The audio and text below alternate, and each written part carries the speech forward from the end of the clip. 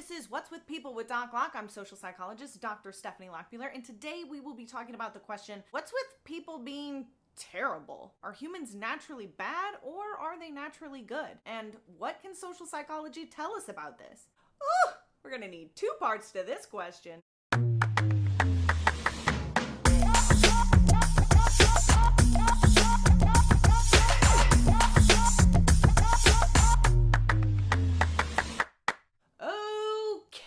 Part one of Are People Naturally Bad or Good? This is a loaded but fun question to think about. This question is more philosophical than scientific, but that's not to say that we can't use science to try and form an opinion or an answer to it. In fact, philosophy is actually the grandfather of psychology as a science, which makes sense because philosophy is all about using logical analysis and rational thought to explain shit, like why people are the way that they are. But science, which is what psychology is the systematic process of testing those explanations to build knowledge of why people are the way that they are. What's with these fucking people? Or at least when we can test it, right? Like, it's gonna be pretty hard to test whether people are naturally bad or good, because how do you test bad and good when, one, people define that shit very differently? Hence the arguments and disagreements over whether Will Smith slapping Chris Rock was bad or good. You've heard that perception is reality, right? This is absolutely true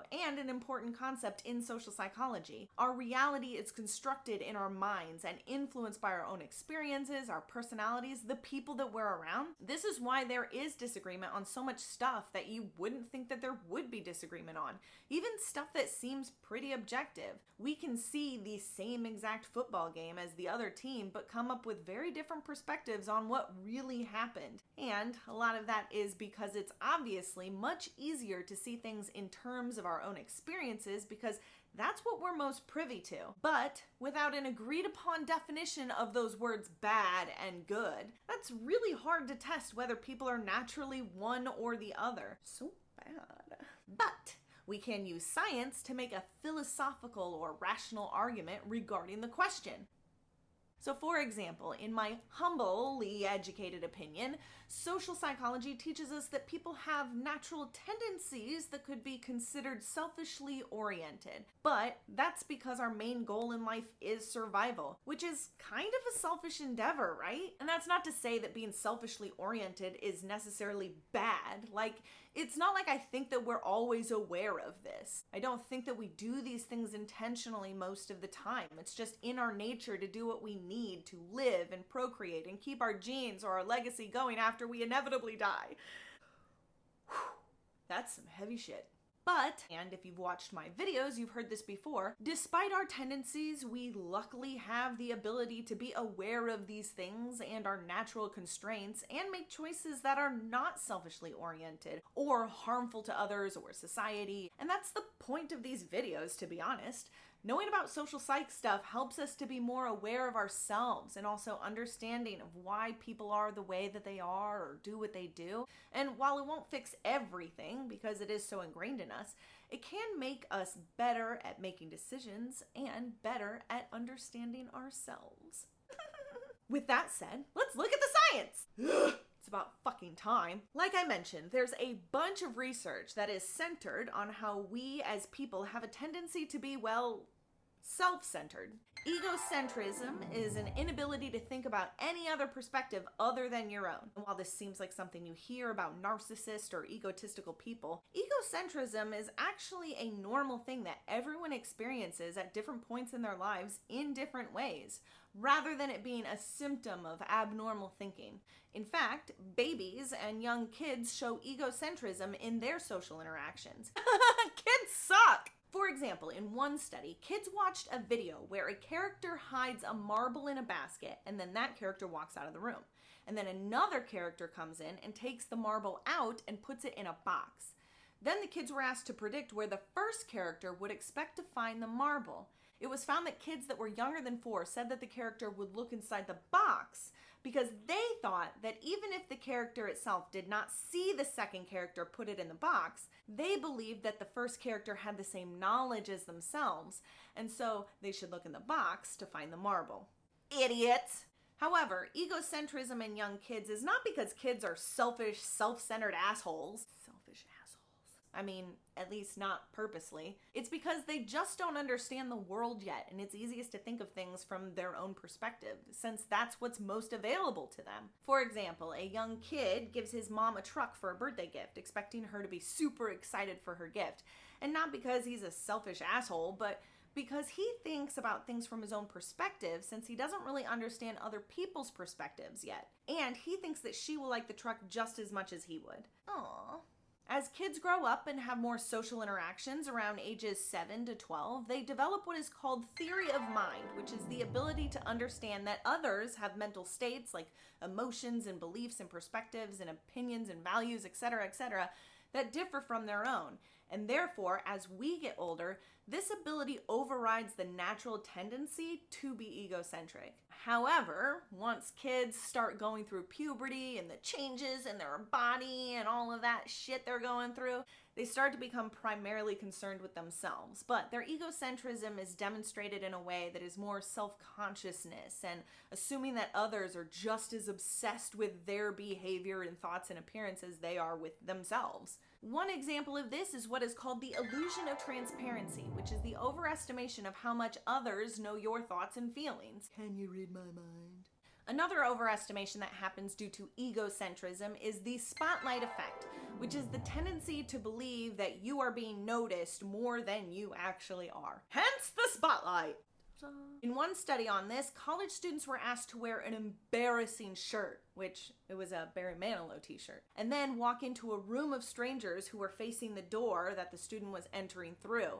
And it was found that the students wearing the Barry Manilow shirt assumed that more strangers noticed the shirt than actually did. In fact, only 20% of the strangers noticed it, even though the participants thought at least 50% did. Again, it's not that people think that they're in the spotlight because they're narcissistic assholes and full of themselves. It's because we're constantly in the center of our own world. I mean, we live inside it, so of course it's top of mind for us. So we have this innate tendency to forget that we're not the center of everyone else's world. This is especially true when we do stuff that's out of our norm, like wearing a Barry Manilow shirt. Our own focus of the embarrassing things that we feel or do distorts our own thoughts on how much others actually notice it. In other words, no one really cares about you or your feelings as much as you think they do. Yikes. Egocentrism in adolescence decreases around 15 to 16 years old, but adults also have these tendencies too. For example, the illusion of transparency is common in public speaking, and it's likely increased by the spotlight effect. And this is shown by how speakers often think that the audience can sense their nervousness more than they actually do. In one study, they asked the audience to indicate how nervous they believed the speaker to be, and they found that the speaker's mental state was not as evident to those in the crowd as the speaker thought. In another study, speakers were given a topic and asked to prepare a 5-minute speech for a crowd, and then the crowd rated them on anxiety, speech quality, and appearance. They then experienced one of 3 conditions. They were either told that anxiety is normal with giving speeches and explained that research says that you shouldn't really worry about it, or they were told that anxiety is normal and the illusion of transparency was then explained to them, or they weren't told anything at all, which would make them the control group. The group that learned about illusion of transparency and how others can't really sense your emotions as much as you think rated themselves higher in every aspect of the speech experience and were also rated higher by the audience. Basically, learning about illusion of transparency will help you realize that people aren't able to notice your nervousness, and so you'll have less stress and do better with giving speeches. You're welcome. Another cool study on egocentrism in adults had participants look at a variety of pictures in a room with dots on the walls, and in the center of the room there was a human avatar facing one of the walls. They were then asked to indicate how many dots were on the wall, either from their own perspective, like how many dots do you see, or from the avatar's perspective, how many dots does the avatar see? It was found that participants made more errors and were less quick at indicating how many dots the avatar saw than if they just indicated how many dots they saw. Egocentrism interferes with making these quick judgments, even if the adults are well aware that their thoughts could differ from others. So, yeah, we're all influenced by egocentrism to some degree beyond our youth years, but There are things that may make a person a little bit more likely to have higher levels of egocentrism than others. Like, studies have shown that people with social anxiety experience illusion of transparency and spotlight effect a lot more than those without. And people who suffer from depression also show higher levels of egocentrism than those who do not. Also, people who are faced with new social environments tend to feel the need to protect themselves, which may lead to egocentrism. And experiencing parental rejection as a kid may lead people to often experience higher levels of self-consciousness, which then can lead to heightened egocentrism. In conclusion, people do have a natural tendency to be self-centered, though not intentionally. It's mostly because we're the center of our own world, and so we naturally assume that others think about us about the same as we think about ourselves, which is more than they actually do. So, innately self-centered? Yeah. Innately bad? Well, that depends on your own definition of bad and also your view on humanity.